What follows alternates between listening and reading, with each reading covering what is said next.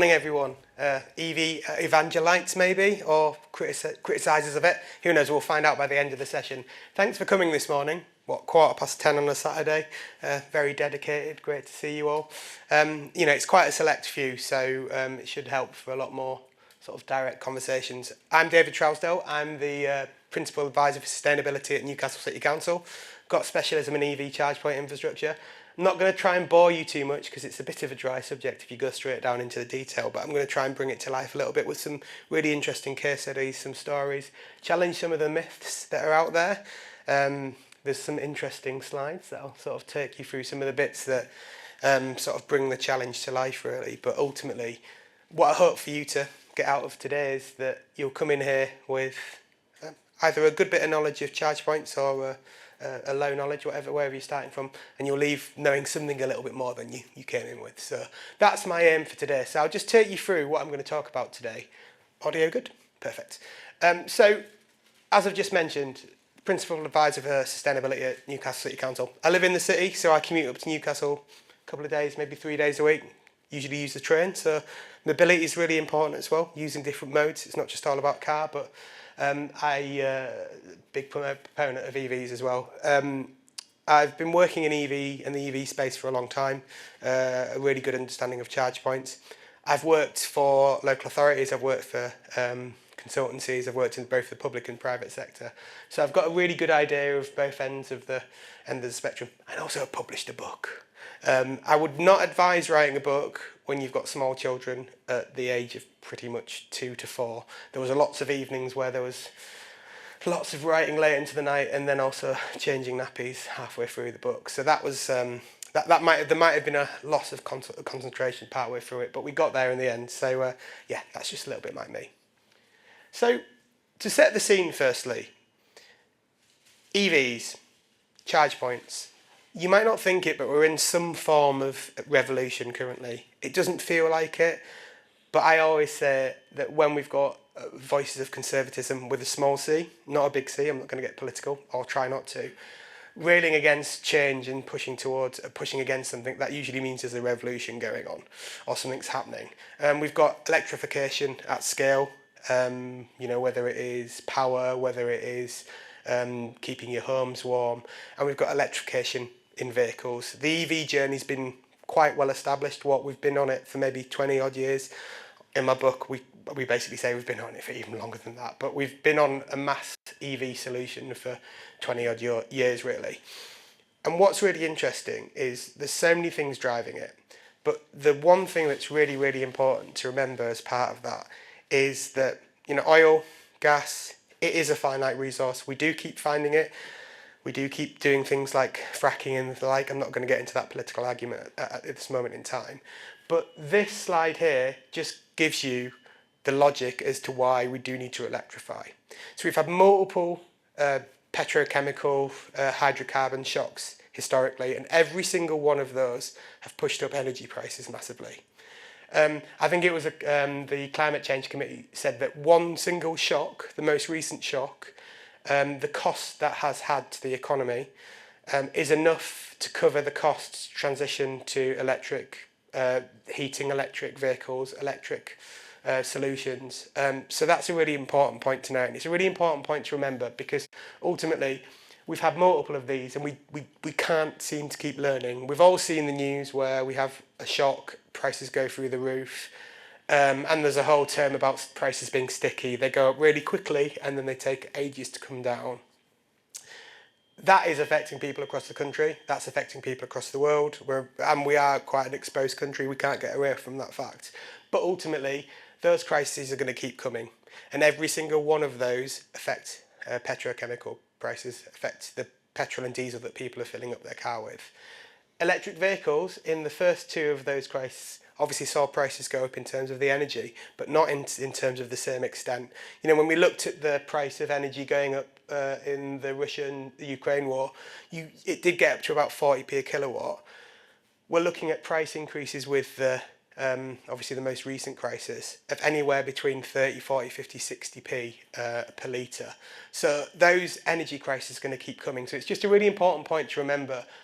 We're not just talking about EV transition because it's good for the environment. It also is something that relates back to a finite resource that you'll see in a slide later on. We should be really looking at it used for some other uses and sources if we've got a finite resource. Second point, the fossil fuel, it's not your friend. The bit that really, it's really hard to not get too passionate about these things, but when I see stories where there is clearly instances of insider trading, potentially, that, you know, where they, I'm not going to get sued for this, but there was some very odd trading exercises going on just before this statement was delivered, and this is data coming from, you know, the BBC, oil trading standards. The fossil fuel industry is really interesting in the sense that there's lots of, vested interests. And this is an instance, just as an example, where something can happen. There could be potentially insider information somewhere that has meant that people were buying and selling oil before a major announcement. It's a lot harder with electrics. It's a lot harder to control it. And that thing is really important because we're in this whole space now where EVs are being politicised, but when we start looking at hydrocarbons, there's also a very strong political argument about it. So we just must remember the fossil fuel industry is something that is an interesting thing to study when you look at prices, and ultimately that rolls out to people's vehicles on the road in terms of what people are paying for fuel. It's also an area, the whole EV transition, that's full of misinformation, lies, damn lies, statistics and all the like. So just looking at a couple of these things, why electric cars are not green machines? Well, that's misleading because actually it all depends on what you're talking about. EVs, by and by, after about 3 years of usage, are better than petrol and diesel vehicles, period. There's no argument about it. As the grid becomes more and more electrified, and as it becomes more and more reliant on renewables, the amount of carbon that's emitted for each mile of an EV is much less than a petrol or diesel vehicle standard. Batteries are becoming more and more sustainable in terms of how they're made. They can be recycled. So first one. Second one, will my Tesla explode? I mean, that's another classic one that keeps getting put out. There's certain arguments out there that are like, oh, you're sitting on basically a bomb that's driving around. Well, I mean, has anyone seen how petrol can explode? The classic example here as well was, you might remember a couple of years back there was a Luton fire at the airport car park, and then everyone was like, oh my god, look, it looks like a Tesla, it looks like an EV. I believe it was a Land Rover that wasn't an electric vehicle, but it didn't take long for those stories to be pushed out. Go ahead. Yeah, diesel Land Rover, thank you. Doesn't take long for those stories to get pushed out and to change a narrative about a vehicle, and then they seem to stop. They seem to stick. Oh, I've gone back. I'm going too eager. There's not enough charge point infrastructure. That's not really true. There's enough charge point infrastructure. It just depends on how you use it and where you use it.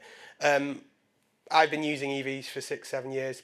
I catch up with friends in Edinburgh, go down to meetings in London, go on holiday to places like the Cotswolds, the Lake District. Never really had a problem because usually, very worst case scenario, you know, you can't plug your petrol or diesel car into your house, but most Airbnb places will let you do that as long as you let them know in advance. So, you know, there is enough charge point infrastructure out there. Another one, electric vehicles are killing Britain's automotive industry. Not really true. I think what might be killing our industry, if it is in fact being killed, is that it's not adapting quick enough to change. And you could argue that is partly as a result of EVs, but we've known EVs have been coming for the past 10, 15, 20 years. So, you know, it's not a fair point to say it's just purely EVs. It's also different operating models. Everything's changing in the electric car and the automotive industry space. So that's not technically true. And then the final one, again, which is really misleading, is talking about brake wear and tear. Every car that exists that has brakes in some way, shape or form will emit particulates when it slows down. There's a whole argument that's being pushed that basically because EVs are heavier, when they brake, they're going to produce more particulates. But the argument with that misses out is the fact they've also got regenerative batteries that slow the vehicle down. So actually most of the studies show that EVs actually produce less brake wear and tear particulate. I'm not talking about tyres, that's a different space, but they produce less brake wear and tear particulate. So that story is misleading as well. So there's loads of information out there that is basically going against the argument. You see, you've come here for charge points and I'm giving you a whole story about the journey and how people are challenging it. So let's just go into some of the figures before we get into the charge point space. As I've just mentioned, EVs now are lower than their equivalent petrol or diesel, and that could be a new vehicle or a used vehicle. There's loads of used EVs out there now, from everything from MGs, Minis, all the way through to BYDs, whatever it is. What's really important there as well is the fact that, and I was having a conversation with a gentleman just before the start, the key challenge that we are going to need to work through is that bottom green box. There's such a variation in price per kilowatt depending on where you charge, and it's such a critical point. Now, I mean, there's been a real big push currently around the dropping of 20% on public charge point usage, electricity VAT down to 5% in line with domestic. And I think that's going to keep getting pushed, because that point there around the fact that an ultra rapid charge point, an average one, what you're pretty much seeing there is about 89p per kilowatt, which translates into about 26p per mile, roughly, depending on a 3.5 mile per kilowatt usage. That is quite high compared to, well, it is higher than diesel and petrol. And those diesel and petrol prices are still the ones that, these are the recent ones as a result of the war. So that's not them being, that's not ones maybe, I don't know, 2 weeks ago, 5 weeks, or 10 weeks before the war. February, there we go there. It's been going for a couple of months now. So it's a really important point that needs to be addressed, because ultimately moving people towards EVs, there has to be a lot more of a price parity across different charging modes and in cost as well. Sorry, does that include the Chancellor's tax of 5p per mile? Not yet, no. 3p per mile at 2028. So that's a really good point. So again, it's a percentage difference, isn't it? But if you're charging at home, it could be quite a big percentage difference on the pence per mile. That's what I'm trying to say. But yeah, 2028 that comes in theory, depending on what happens. Another point and another reason why the EV revolution is really important. This was taken. It's a bit old. I couldn't find a more up-to-date diagram, but it's a really important one, because what this is basically telling us is we are using 57% of oil on a mode that doesn't need to use oil. Now, if we have a commodity that is running out and we have an alternative that is actually can do the job of a petrol and diesel vehicle, why are we not using those and not wasting the oil that we need for plastics? I'm a sustainability specialist, but I'm not going to say to people that we're not still going to be using plastics in 20 years' time. We need it for certain industrial processes. We need it for certain pharmaceuticals. That, we shouldn't be wasting that on road transport. We should be saving it for things that we cannot replace oil with. So that's just a really important point to note. And the final point before we actually get into the conversation around charge point infrastructure and how you put it in place and why it's really important is, and this argument often gets lost on the EV space. Everyone goes, oh, EVs are going to get killed because hydrogen's here. EVs are going to be knocked over because we're going to have these e-fuels. Well, every year the technology gets better, the batteries become more efficient, the price per kilowatt of a battery falls. That is happening, and it will keep happening regardless of whether our government changes stance, regardless of whether the Americans go massively against EVs. It's going to keep happening because, as I say, we've got an electro revolution happening around the world. And that is not going to happen. It's almost like saying in the 1700s, and it's a bad example because that one was driven by the role of coal and gas and what have you, but in the 1700s, it's like someone in Bavaria in Germany saying, well, industrialisation is not going to affect me. I'll just put my finger in my ears and it'll go away. Just because certain parts of society are railing against EVs doesn't mean that it's not going to happen to us. So that's another reason why we should be conscious of the fact that the changes are happening, and we should try and embrace it as much as possible. So Just a quick bit of knowledge here about the technology, and I know a couple of people might have been in. I've done a couple of talks on this before. Um, I mean, AC/DC. It's tried to make something a bit dry, exciting, but you've got basically the ones on the left-hand side, pretty much what we call like slow to fast. It's pretty much what will charge your vehicle. The bottom end of the scale could take 24 hours. You know, a 1.2 kilowatt, 3 kilowatt charge point could take potentially 24 hours to charge your vehicle, all the way through to a 22 kilowatt charge point that could take 3 hours max, maybe even if not 4. And at the other end of the scale, you've got these super fast, really fast charge points. They all have their roles. They all fit in different locations. They all can help the transition, and also help people charge when they need to charge. But it's just really important to note that, you know, there is no one charge point to rule them all. A charge point needs to be put in place in the right location to meet the right need, which is really important. And just going back into that political space as well, or the world space, there are countries that are really pushing forward with EV charging infrastructure, and there are countries that have slowed down. I mean, I can't not talk about the United States. I've already mentioned the administration there already, but, you know, the pulling out of subsidies in terms of wind infrastructure, they're pulling out of subsidies for EVs and charge points, has basically meant that the American car industry is just going to get left behind. Simple as that. Whereas you've got countries like China, you've got Norway has the highest EV penetration in the globe, or around the globe. I think it's something stupid like 90% of vehicles in Norway are EV. It is a country of about 5 million people, but, you know, still, Europe's made some good progress. You know, the UK, there's some really good things, but there's bits that we need to get better at as well. But the journey's happening, and that's not even me talking about some of the smaller sort of countries that have been really impacted by the most recent oil crisis that have just basically transitioned to EV. There's loads of really interesting case studies about some African nations who have just basically ditched the use of oil and are basically using EVs. So really fascinating space to be looking at. And this is a bit small, but when we're looking at putting charge points in, you've obviously got to look at the demand, and that's driven by all those trends I've talked about. You know, the growth of EVs, the transition towards away from petrol and diesel vehicles. But you've got that on one side, but you've got to make sure the infrastructure is put in the right place. And that's all about following the end-to-end process, which is very much looking at where do you deploy stuff, how do you deploy it, and then once it's deployed, how do you operate it.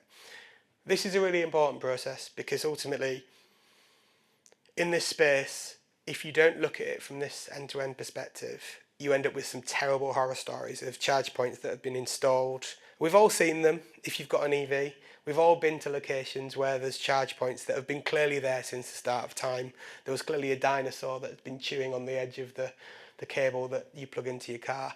These things, some of those hadn't had maintenance plans put in place and they've just been left to rot.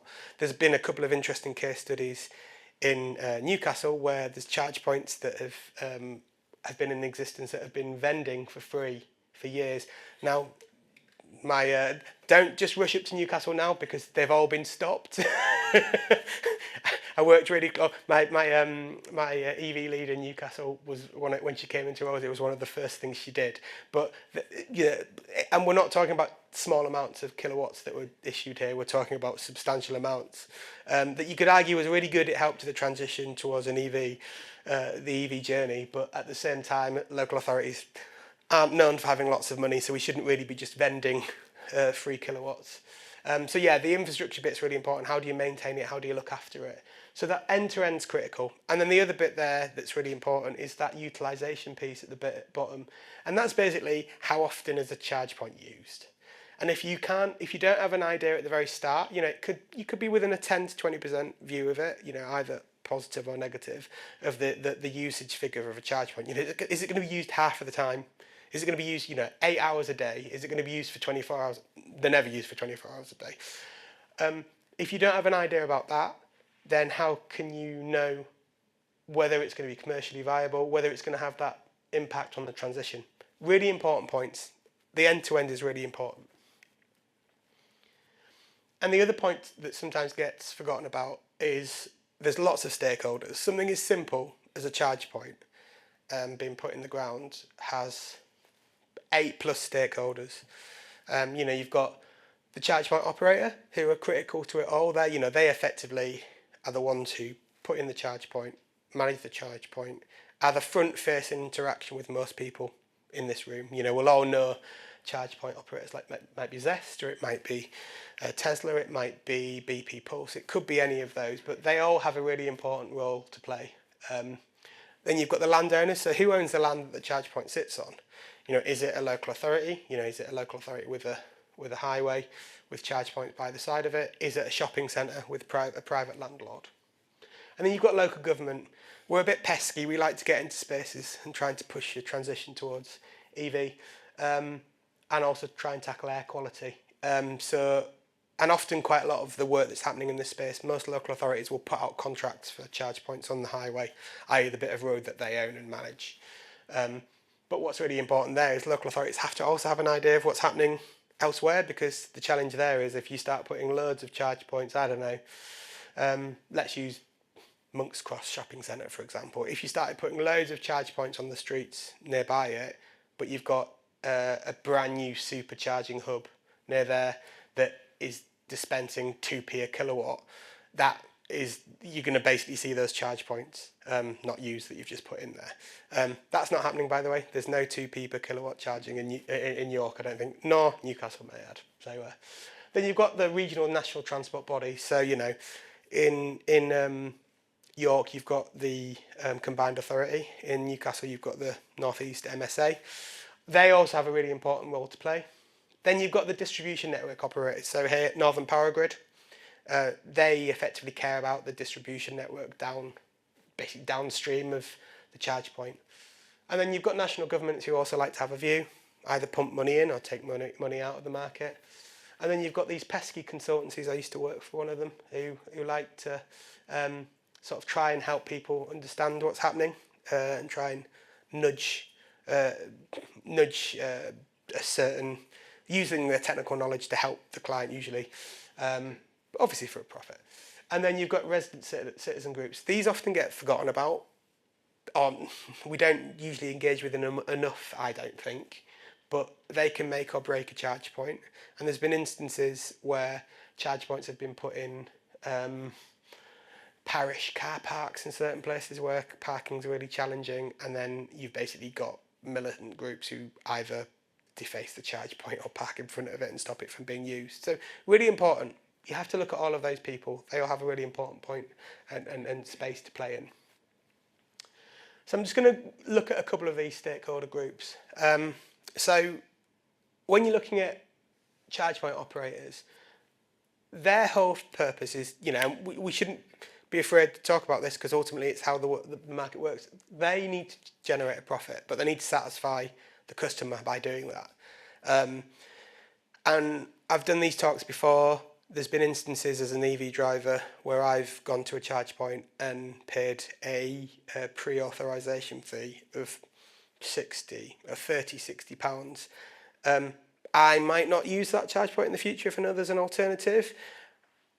There's always a piece there where a charge point operator needs to it does think about the driver, but it also needs to balance its books and also make a return on its financial investment, because installing these charge points is really expensive. It can be anything from, it could be 7 to 10 grand for a 7 kilowatt, and that's probably at a lower end of the spectrum, all the way through to 150, 250, 300 grand for a hyper hub, if not more than that. And part of that is obviously the D&O costs that sit behind the scenes. Another key point as well, that charge point operators now are held to the charge point regulations that require a 99% uptime. So it's a really important point to remember. They are doing it to satisfy a market need and make a profit, but at the same time, they have to keep us as customers happy, because ultimately we will either keep coming back to or not coming back to those charge points. And there's just a select number of ones there that are out there that operate. There's more than that. There must be 50, 60, 70 plus charge point operators in the UK. Another group, local authorities. I've just chosen the northeast ones here because from Newcastle, or work in Newcastle, what you're going to do.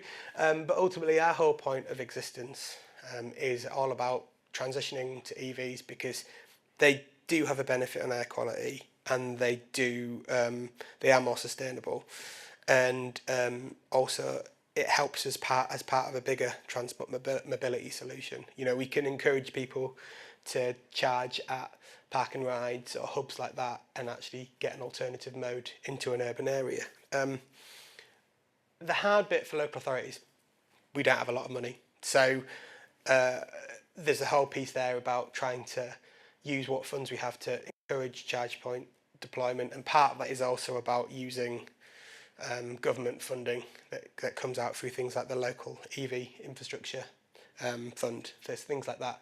We are really interested in terms of like working with charge point operators, trying to enable them to deploy in areas as well by sort of cutting through some of the red tape, whether that's working with the DNO to make sure that they know where there's potential areas with headroom, sharing any transport data we have to help in terms of demand, the vehicle flow on roads and things like that.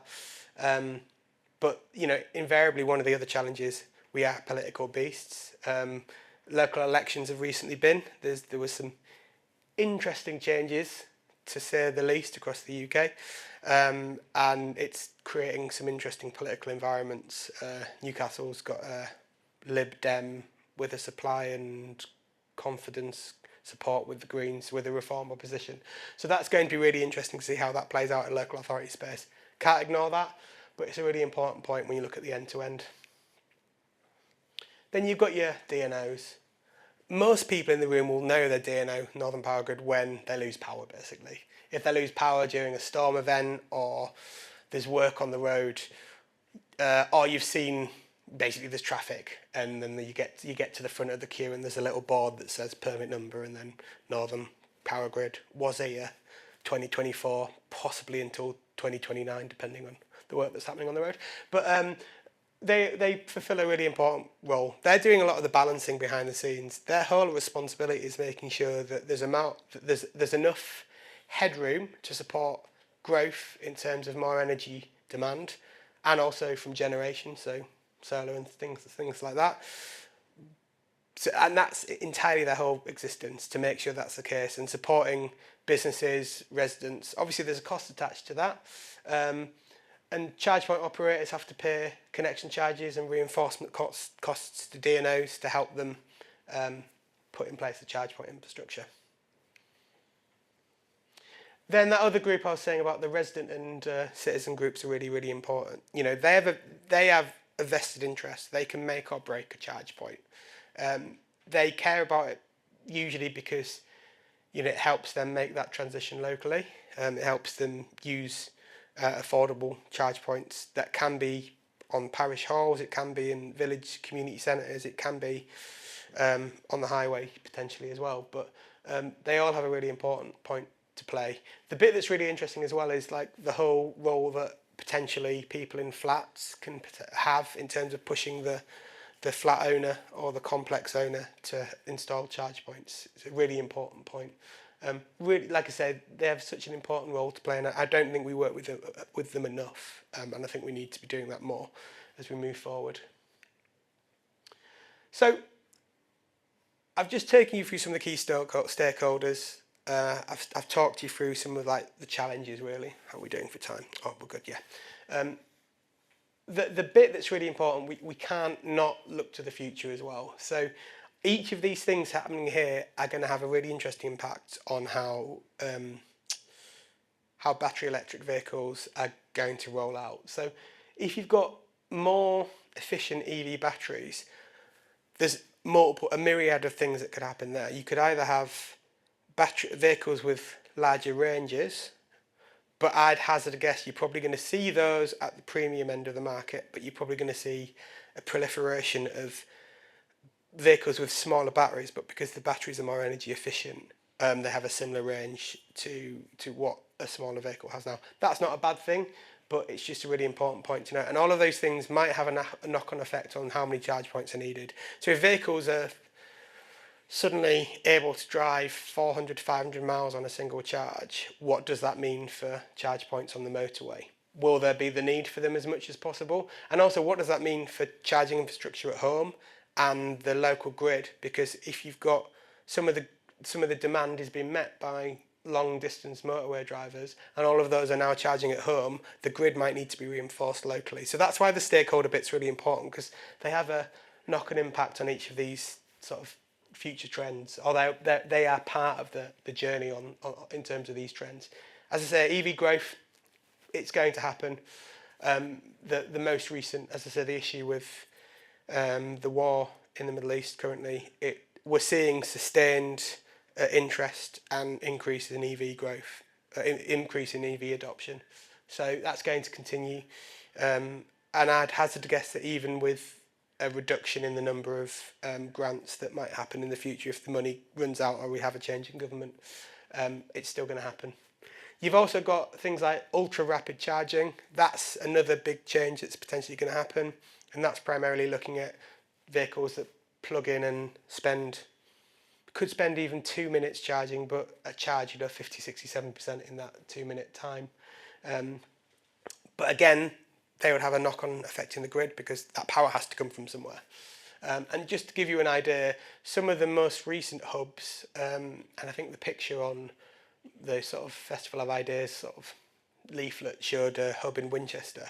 That hub can have the same power requirement as somewhere like Pickering or Malton or, Dunnington plus Huntington plus, these things, when they draw power, if there's loads of people using them at the time, they have a huge demand. So we shouldn't forget that. If we're going to go more down the route of ultra-rapid charging, we need to be working more closely with our distribution network operators. And also, a bit that I always like to think nothing comes for free. So just because you can charge your car quicker, there might be underlying, you might deteriorate your battery quicker than you would have done if you charged low and slow.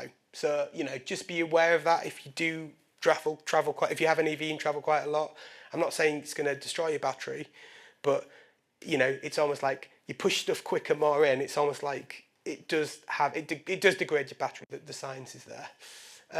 Vehicle to home and to grid, another area that hasn't quite taken off yet, but the whole idea of that is you get home, you plug your car in, and it powers your house. It requires a full end-to-end solution, and I don't think we're there yet. There are specific use cases, there have been test cases that exist where it has happened, but it's not at scale.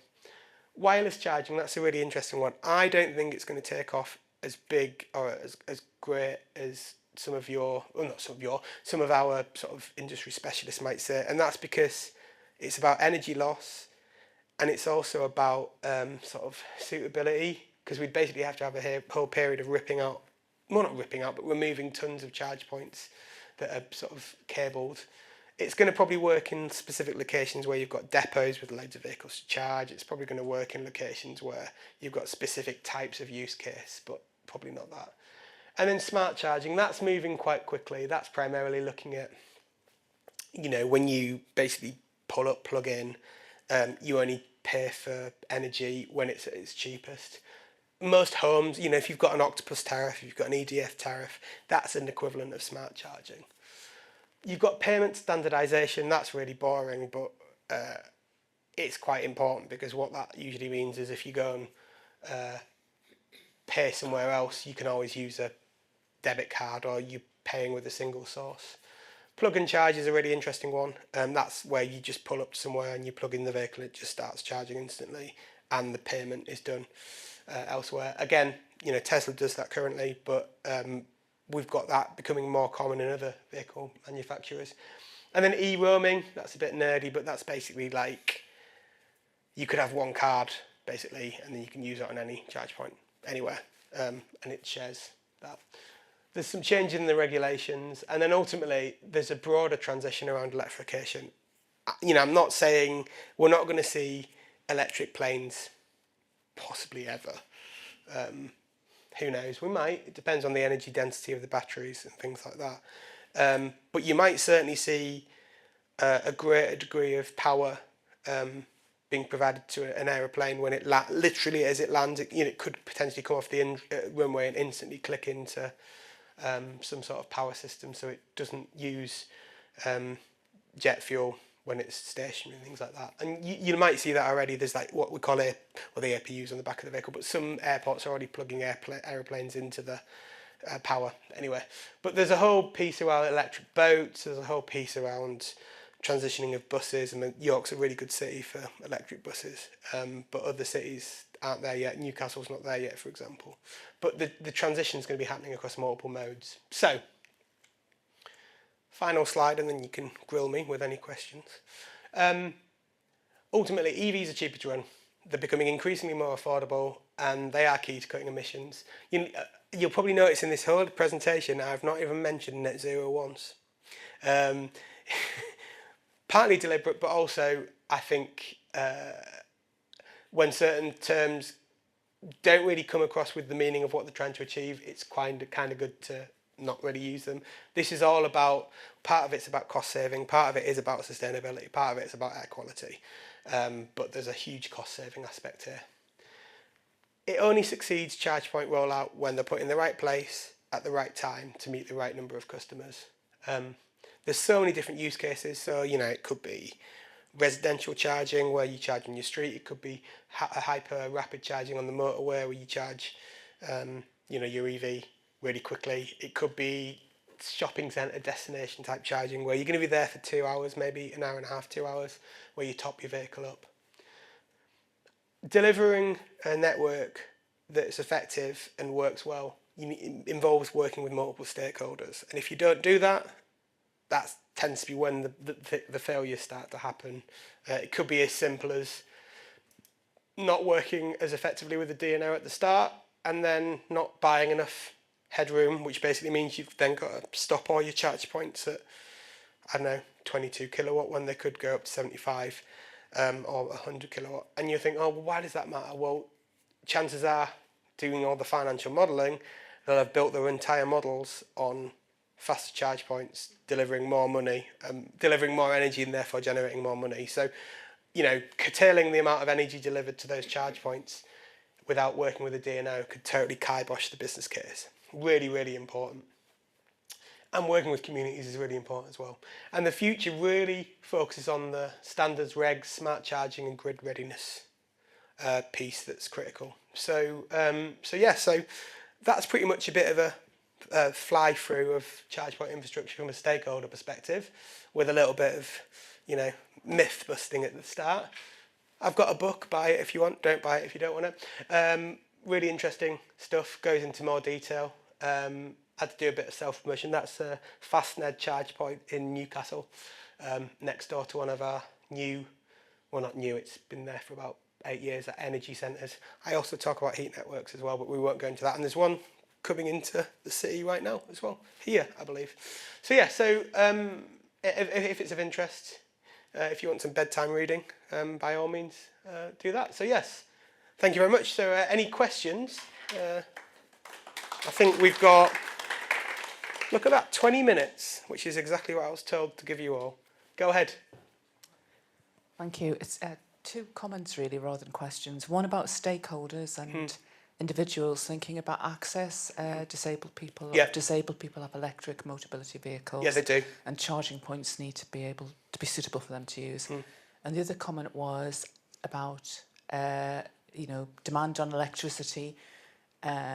Lots of planning permission is being sought for data centres for artificial intelligence, and they're massive drain on electricity as well as other things. So there's possibly going to be competition there. Yeah.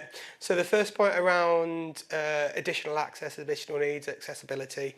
I think it's past 1899. Don't quote it. Oh, there we go. Past 1899 is. I don't think it's enforced, but it's recommended that charge point operators should build to pass 1899. Now, what we are seeing, and it's not everywhere, and that's the ongoing challenge with accessibility, isn't it? And it's something that we need to get better as a society. But I've certainly seen a greater number of charge points that are compliant with that, or a lot closer to compliance. So think a really good example of seeing that is ones that have like an arm that have like a really coily cable at the bottom that sort of comes down to the level that someone with a wheelchair would be able to plug it into their vehicle as well. So they are out there and they are coming, and that you'll start seeing more of them. Do I think you'll see them everywhere? I don't think so. And there's more we need to do societally to become more accessible, but that PAS 1899 is there to encourage that greater accessibility. Second point in the energy piece, really, really pertinent point. So the joy of my job in Newcastle is I put my fingers in too many pies, and that usually involves energy planning as well. So there's a whole big piece talking about data centres in that city, but there'll be the same conversation in Yorkshire, there'll be the same conversation pretty much everywhere. And I have to be a bit careful I don't go into throwing any commercially sensitive stuff into the space, but there's some conversation in Newcastle where we're already aware of, you can't not be aware of the energy need, so we're working with those data providers to be like, well, how can you offset that demand so we don't kill the grid? There's a really good example, bad example should I say, in the US of where lack of regulation has basically meant that towns are struggling. And that's usually where the case studies come out. But it's a really good case study because you've got a country that does regulate certain things, but doesn't regulate everything, and it can be a bit of a cowboy place. And then you've got our regulations. So look, what I'm saying, I suppose, is that most places should be and are considering the impact on the grid, and that's one of the reasons the DNO is in the picture as well. The DNO will never say, there's not like bungs of money heading under the table where you've got a data centre going to the DNO going, oh come on, put it here, it doesn't really matter. That's not happening. Not that I'm aware of, but it's not happening. So that energy planning is all coming in. Isn't it just the case though that the government have passed legislation that the data centres proposed are counted as critical infrastructure and therefore will be prioritised for electricity over everything else? Yes, but at the same time, and I had this exact same conversation at an energy. We're going on to energy. The problem is, as soon as you start talking about EVs and then you start talking about energy, you then open up Pandora's box and you start talking about everything. And it's not a problem. It's really good. I was at a conference on Tuesday and we were having that exact same conversation about data centre.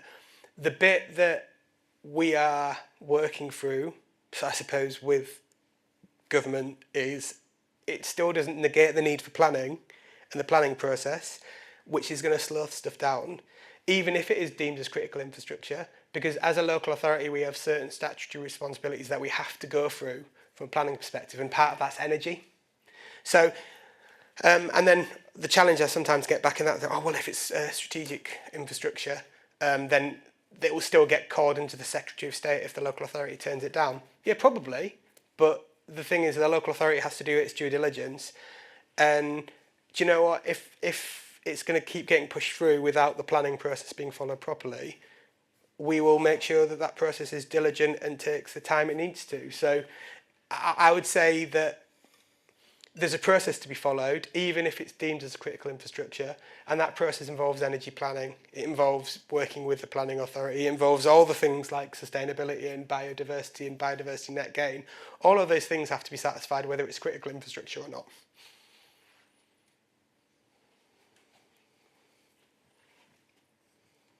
Yeah, my point's about payment standardisation. Biggest issue. A friend of mine has recently sold her electric car because she had 13 different apps on the phone, and it just got unmanageable. When is the regulation to allow you to buy electricity with a debit card coming in?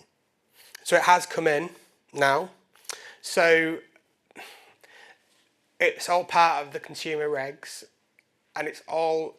The challenge there is it only applies to certain types of charge point. I think it applies to pretty much everything over 25. No, don't quote me on these exact numbers. I'm looking at a charge point operator in the room. But it's over a certain number of kilowattage where it comes in. So below that, it's a recognised good practice but it isn't a requirement. But you'll notice the point there I was talking about e-roaming. E-roaming is the other way around that problem. So, you know, I have an Electroverse card, which is basically with Octopus, that covers 15, 20, 30 charge point operators. Others are available. So, you know, I'm not an Octopus stooge. There are other charge point sort of e-roaming cards available that gets away from that. But it's a really good point. And I think I really do like to talk about that point around the revolution. So I studied history, so I do like to use historical analogies. But, you know, when we were at the start of the Industrial Revolution, there was a proliferation of different types of steam engine, different types of like energy generation tool, and they do tend to get consolidated over time. We're only really sort of 10, 15 years into what could be a 100, 150 year revolution. So there's going to be some bumps in the road, but there are solutions out there already. So e-roaming cards, for example, like Octopus Electroverse card is the way around that problem. And regs. Go ahead. I have yet to buy an electric vehicle, and I would quite like to do so quite soon. One thing that's been bugging me for a long time is what the actual cost of using the vehicle is. And you showed a slide today, which is revolution to me. How much does it cost per mile? Yeah. Because I don't even see that electric vehicle operators, electric vehicle manufacturers say what their miles per, it's not miles per gallon, but miles per kilowatt are or something. But that must be wildly different because these huge tanks must shift a lot of air and use a lot more energy than a streamlined, maybe Tesla. And it just isn't publicised, and I would have thought a bit more information on that would be very useful to help people like myself choose a car and get into EVs as I would like to. A really good point. So the EV nerds in the room, and I'd count myself one of them, there are sources of that information, but you're right, it's not very well publicised. There's a really good website, so I'd recommend, if you are going to, I'd recommend it to anyone, but I'd recommend it if you are going to do take the plunge. There's a website called EV Database, which basically shows you every EV that's ever been made, and it's UK focused as well, so it's not, you know, not talking, because the other bit, I'm not even going to talk about world. There's a whole different measurement of mileage for vehicles based on a different standard, which is just in pie in the sky. So if you hear, I think it's WLTP, if you ever hear anyone quote a WLTP figure for an EV, just sort of put your fingers in your ear and go, that's not true, because it's not true. Those figures are in a perfect factory setting. In the same way that I suppose a petrol or diesel car will have a miles per gallon, which doesn't always relate to it. But that database is really good, a really good place to have a look for anyone in the room if you're looking for a new EV, because it also dispels some of the challenges, or it doesn't dispel, it highlights some of the challenges where you actually, the whole play for EVs isn't just about the battery size and the range. It's a lot more complicated than that. It comes down to the aerodynamics of the vehicle, it comes down to the efficiency of the engine, it comes down to the battery density, and all of those things can result in an entirely different miles per kilowatt. Roughly speaking, any EV worth its weight in salt should be looking at 3.5 to 4 miles per kilowatt. What's really interesting, if you look at some of the new Chinese players in the space, if you start delving into the data, their per kilowatt figures are actually not great because they've gone for mass solution, not mass efficiency. Not everyone, you know, you could be looking at some of the more sleek line ones, but I'd recommend it to everyone. If you are looking at an EV space, just go on the EV charge point database, look at their recommended range or their suggested range, which basically does a combination of city driving, motorway driving combined, and then mild and warm weather and cold weather, and then make a judgment on that based on your driving cycle. Because if you do that, you shouldn't go wrong. The other point I'd also recommend is always remember that realistically, if you want to look after your battery, look at the range of the vehicle when you charge it to about 80 or 90%, and also look at what the range would be left at the bottom end, which is like 20%. I've done this, I semi-boo-booed because I bought a second-hand car and then changed jobs. And then when I do travel, it's not quite far enough. But that was because I didn't know what the job was. When you factor in those things, so I'm looking to change my car at this point in time. But I'm doing exactly what you're doing. I'm suggesting you should do. Look at the EV website. Look at the miles per kilowatt figure because it's out there, and then go from there. Oh, I'm going to go over here and then I'll come back to you. Is that okay? So I'm not a car owner. I use a car club. Yeah. And I love the car club Yep. because it's really useful. So I wanted to know if you have a car club in Newcastle and if they have electric cars, because the one in York, they had electric cars.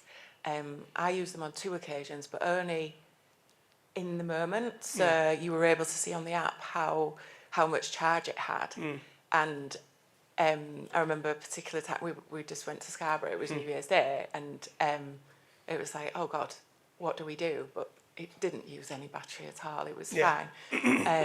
But they've gone now, and there's no mention of anything. And then I listen to a podcast and I hear about like 5-minute charging in China and the fast charge points, and I think this could be set up. And my belief is that every vehicle on the road should be electric. So I just wondered what car clubs. No, so car clubs are really important. So I think what I mentioned at the start about that mobility piece is that I've spoken a lot about cars, but cars sit within a spectrum that should be able to support every type of people travelling every type of way. So cars aren't always a solution. They'll be the solution in certain cases.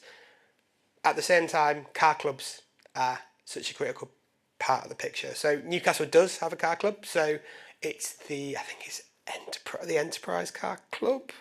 I know we've just recently tendered it or awarded it. Now, we've got the aspiration to roll out. There are some EVs in that fleet, I think, but there's the aspiration to roll out more EVs as part of that fleet. And the whole point, I think, the challenge with car clubs is, unlike an owner of an EV, you haven't necessarily dabbled into the EV space, so it can be quite overwhelming, and I get that because it's a change, it's a different way of delivering stuff. I think in the car club space, the biggest advantage of the potential for wireless charging is if you've got, because most cities have a car club bays, don't they? You can't just park them anywhere. So, yeah. I think that's where wireless charging could be really important. There's certain use cases like that where it's perfect because they're always going to be parked in the same place. The other types of use cases that are really good is if you've got tons of vans in a depot or tons of, different types of vehicle parking in the same place every evening. Wireless charging is a perfect example of that. So yeah, I'd say wireless charging is the way. I think it's going to be a bit of a journey to get the car club sort of space into EVs.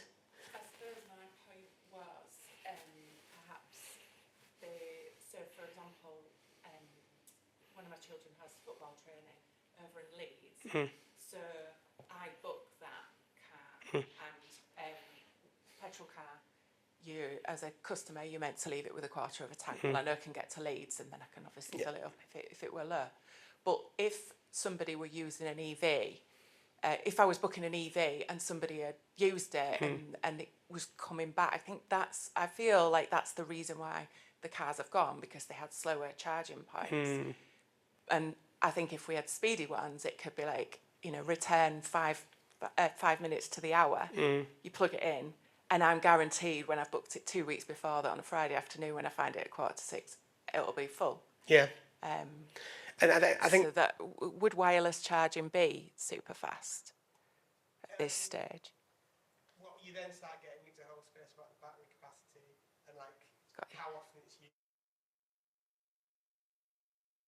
To the same point, let's say it's got a 300-mile range on it, and it goes, because realistically they're not getting used. Sometimes they are used overnight. Someone might take it over the day, but I bet you'll see the one that you usually park there overnight. So 9 times out of 10, it could park on a wireless charging pad, and then providing it's got the right battery range, probably enough for the local usage. But this comes back to that point where you've got to think about, not you, the car operators need to think of. You can use the tech then, can't you? Yeah. To make that work. Okay. And then the other bit that's, I mean, I'm not going to get pulled into the politics of Mr. Musk, but you can't take away the fact that the Tesla model is a very powerful one. And part of that model is the fact that if you were if it was a Tesla and it was a higher car Tesla, you could just go to a charge point and literally plug in, and it is super fast, and you don't have to worry about any of the tap in, tap out thing. So there is that angle as well. And that is coming to other cars. So that's not me just saying Tesla, Tesla, Tesla. It's coming to other cars, and that's coming back down to the standardised payment mechanism where you just plug in and pay. It comes out of your account. Now, there's a whole bit about how does that work against your account on the car I club. suppose that's similar with the petrol, because with the car club, you're not paying for the petrol. Yeah. You have a fuel card because you're clearly not, like a general car hire, Yeah. you go to the office and take the car Yeah. and use X amount of fuel, but with the car club, you fill it up when you see the opportunity, so it's similar. Great, thank you. No problem. I'll go and then I'll come back to you. Hello. So looking at expected EV growth over the next 5 or 10 years, are we on track to have enough charging points? I think, so, UK government is saying that we need 300,000 charge points by 2030. Where currently, this is really nerdy, I know this because I checked it this week, we're on 121,000 charge points. And that's points, I think that's sockets, not point. This is where it gets really complicated as well, because as soon as you start talking about point, is the charge point the unit with 2 sockets in it, which is actually technically twice as many charge points, but I think that's sockets. So we need another 45,000-ish a year to get us to the end of 2030. There's another angle that says we might need 500,000 by 2030, depending on which angle. I think with where we're at currently, I think we're broadly on track, but we're probably going to miss it by maybe 20,000 to 30,000. But the picture is also changing all the time because it also depends on this is why the ramp up of EV adoption rates is really critical, because if it undershoots it just by a couple of percentage points, we might be exactly on track. If it overshoots it by a couple of percentage points, we're probably going to be off track. And that's why I'm constantly tracking the adoption rates on also the types of places that EVs are being adopted. So, for example, if it's somewhere like Milton Keynes, if everyone went to an EV in Milton Keynes, most of the houses in Milton Keynes have their own off-street charging, driveways. So chances are, if that area goes heavy on EV, you're probably fine. If the whole of Newcastle centre of Newcastle adopted EV, we'd be behind. So we've got to keep checking, basically. But I'd say we're probably a little bit behind where we need to be, but I wouldn't be concerned massively yet. We've still got 4.5 years-ish.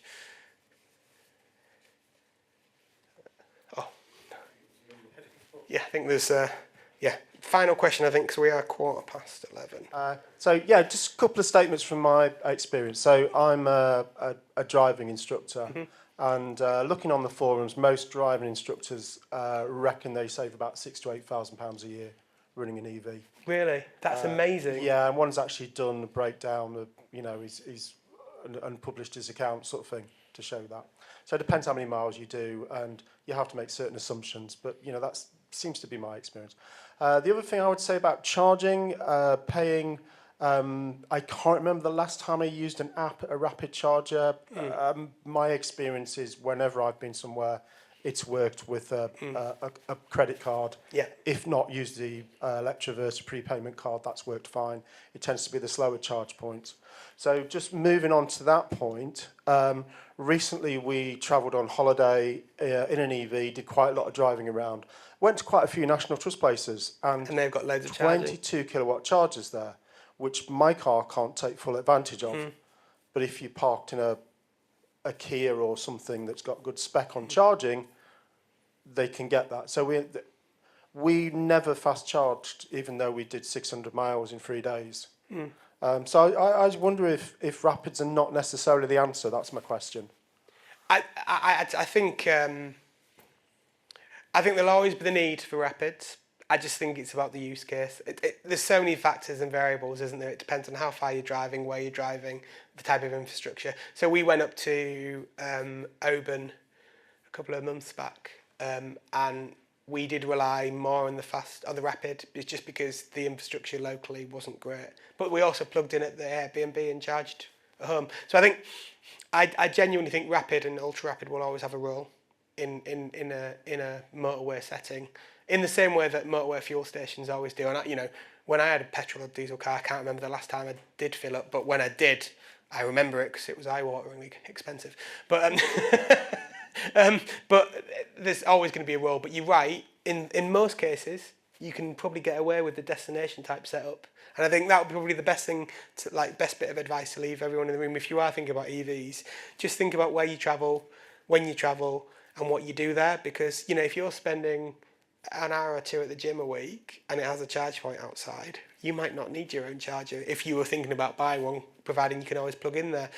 Always think about those things, because actually you can end up doing the transition without having to spaff out money in terms of putting a charge point in your home or worrying about range. So thank you very much, everyone. Cheers. Have a great day. I'm now due to go to Scarborough on the train for a couple of drinks. So I think this has been a really good start to the day. So have a really good one. And hopefully the weather picks up. So thank you very much. Thank you.